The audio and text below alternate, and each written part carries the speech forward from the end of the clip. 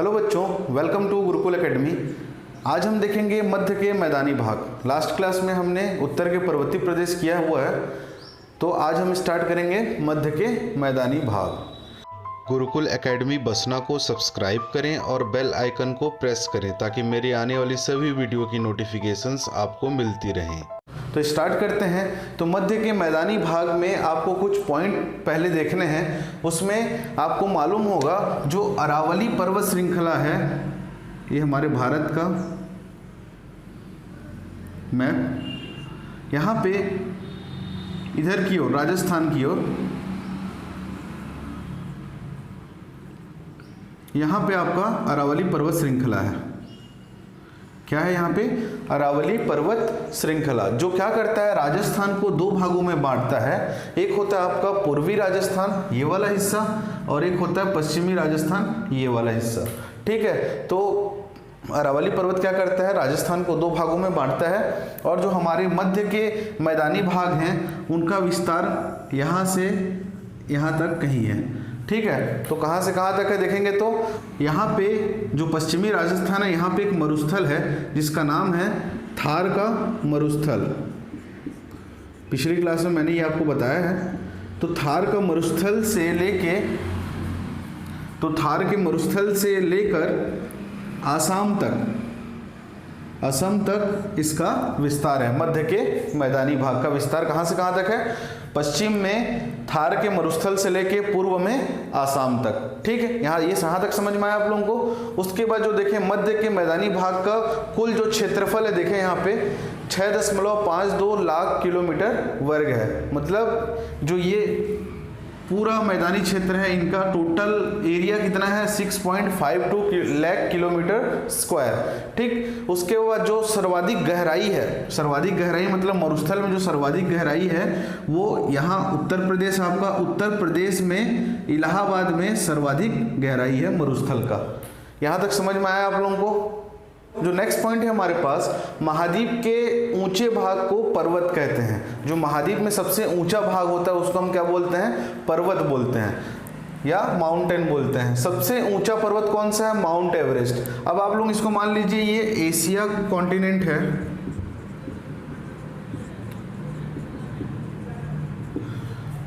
ये जो पर्वत है इसको आप मान लें माउंट एवरेस्ट, जिसकी हाइट कितनी है? 8,848 मीटर।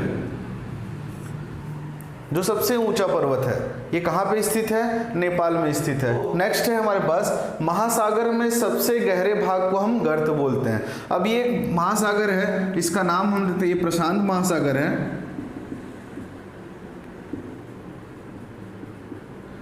प्रशांत महासागर में भी सबसे गहरा भाग ये वाला हिस्सा है, इसको बोलते हैं हम गर्त बोलते हैं। क्या बोलते हैं? गर्त। और सबसे गहरा गर्त कहाँ पे है? प्रशांत महासागर में ही है, जो जिसका नाम क्या है? मेरियाना गर्त।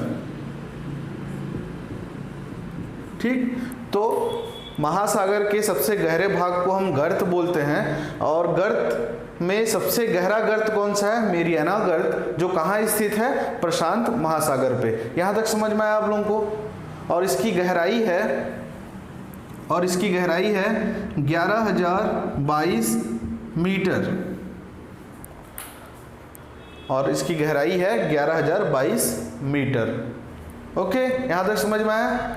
ठीक, जो नेक्स्ट पॉइंट है, मध्य के मैदानी भाग को हम क्या कर रहे हैं? विस्तार की दृष्टि से इसको विस्तृत रूप से देख रहे हैं कि ये पश्चिम से पूर्व की ओर कहां से कहां तक विस्तृत रूप से फैली हुई है। तो पश्चिम में सबसे पहले आप देखेंगे तो पश्चिम में क्या है? थार का मरुस्थल, जो कहां स्थित है? पश्चिमी राजस्थान पे। तो पश्चिमी राजस्थान पे थार का मरुस्थल से शुरू होती है ये मध्य का मैदानी भाग। और उसके बाद आगे बढ़ते हैं सतलज के मैदान की ओर। सतलज का मैदान कहाँ पे स्थित है?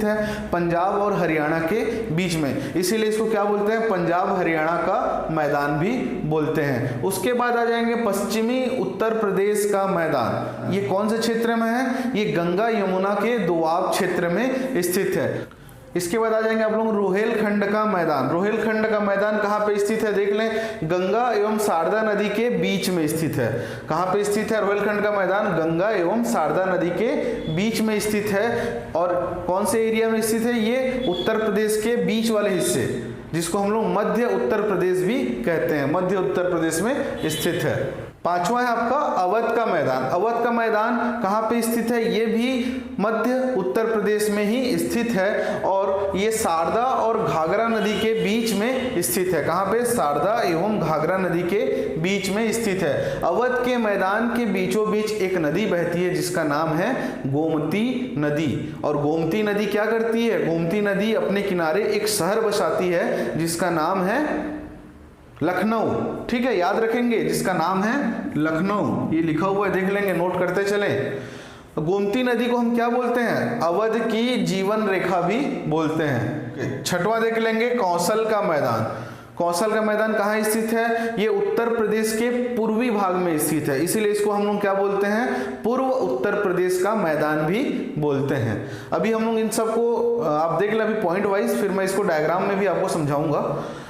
बिहार का मैदान। बिहार का मैदान देखें, बिहार का मैदान को गंगा नदी दो भागों में बांटती है।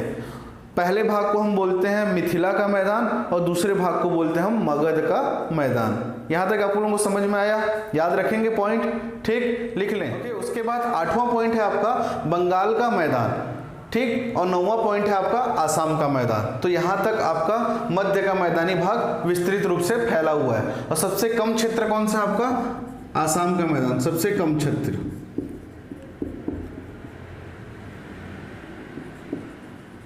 सबसे कम क्षेत्र में फैला हुआ है आपका आसाम का मैदान।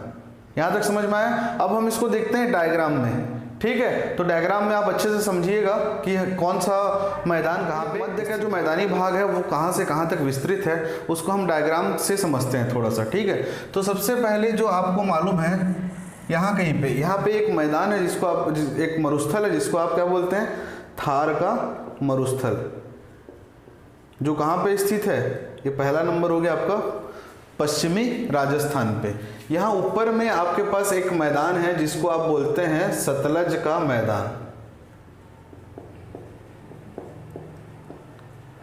ये दूसरा नंबर का मैदान आपका हो गया, जो कहाँ स्थित है? पंजाब और हरियाणा के बीच में, ठीक है, इसलिए इसको पंजाब हरियाणा का मैदान भी हम कहते हैं। यहाँ पे, यहाँ से एक नदी बहती है जो बहते बहते इधर जाती है। इस नदी का नाम है गंगा नदी,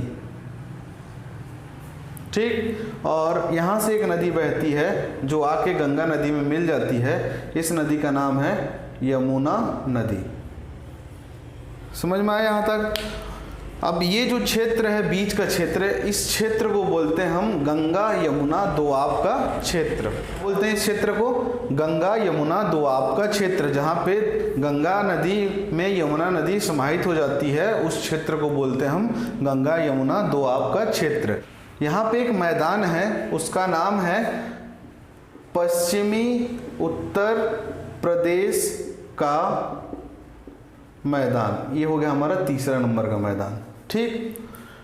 अब देखें, यहाँ से एक नदी बहती है और गंगा नदी में मिलती है। इस नदी का नाम है शारदा नदी। और गंगा नदी और शारदा नदी के बीच में एक मैदान स्थित है चौथे नंबर का, जिसका नाम है रोहेलखंड का मैदान। नाम देख लेंगे आप लोग, समझ में आ रहा है? ये रोहेलखंड का मैदान। शारदा नदी और यहाँ पे एक नदी बहती है जिसका नाम है घाघरा नदी। और इन दोनों नदी के बीच में एक नदी बहती है जिसका नाम है गोमती नदी। और शारदा नदी और घाघरा नदी के बीच में एक मैदान है,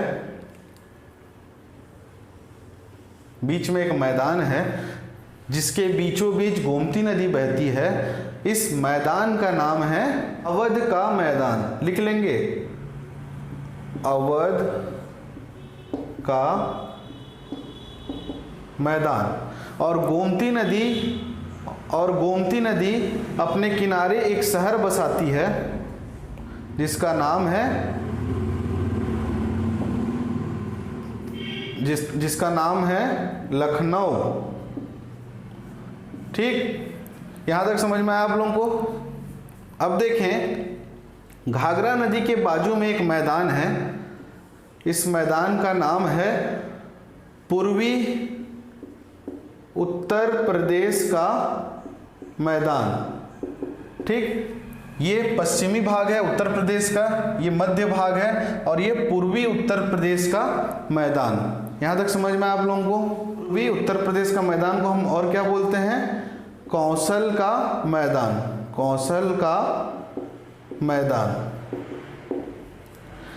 और यहाँ पे इसके बाजू में एक मैदान है जिसको ये गंगा नदी दो भागों में बांटती है, जिसका नाम है बिहार का मैदान।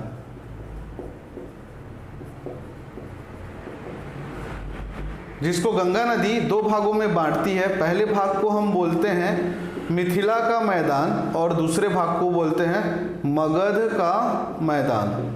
याद रहेगा यहाँ तक? ठीक, इसके बाजू में एक मैदान है जिसको बोलते हैं हम बंगाल का मैदान, और उसके बाजू में एक छोटा सा मैदान है कम क्षेत्र वाला जिसको बोलते हैं हम असम का मैदान। ठीक, यहां तक समझ में आया आप लोगों को? क्या देखा हमने? सबसे पहले पश्चिम में थार के मरुस्थल से इसका विस्तार प्रारंभ होता है, उसके बाद ये सतलज के मैदान की ओर जाता है, जो कहाँ पे स्थित है? पंजाब और हरियाणा के बीच में। वहां से एक नदी बहती है गंगा नदी, और यहाँ से एक नदी बहती है यमुना नदी। उन दोनों के बीच का जो ये दोआब क्षेत्र है, वहाँ पे एक मैदान है आपका, जिसको बोलते हैं हम पश्चिम उत्तर प्रदेश का मैदान। ठीक, उसके ऊपर एक शारदा नदी बहती है, और शारदा नदी और गंगा नदी के बीच में एक मैदान है जिसको हम बोलते हैं रोहेलखंड का मैदान। और शारदा नदी के और घाघरा नदी के बीच में एक मैदान है जिसको हम बोलते हैं अवध का मैदान। अवध के मैदान के बीचों बीच एक नदी बहती है जिसको बोलते हैं हम गोमती नदी, और गोमती नदी अपने किनारे एक शहर बसाती है जिसका नाम है लखनऊ। यहाँ तक समझ में आप लोगों को? फिर देखेंगे घाघरा नदी के बाजू में पूर्वी उत्तर प्रदेश का मैदान है जिसको हम कौशल का मैदान भी कहते हैं। उसके बाद आ जाएंगे जो गंगा नदी है, बिहार के मैदान को दो भागों में बांटती है। ऊपर वाले भाग को हम मिथिला का मैदान बोलते हैं और नीचे वाले भाग को हम मगध का मैदान बोलते हैं। ठीक, उसके बाद आ जाएंगे बंगाल का मैदान, फिर असम का मैदान। तो सबसे छोटा क्षेत्र क्या है? असम का मैदान। तो यहाँ तक हमारे मध्य के मैदानी भाग का विस्तार होता है।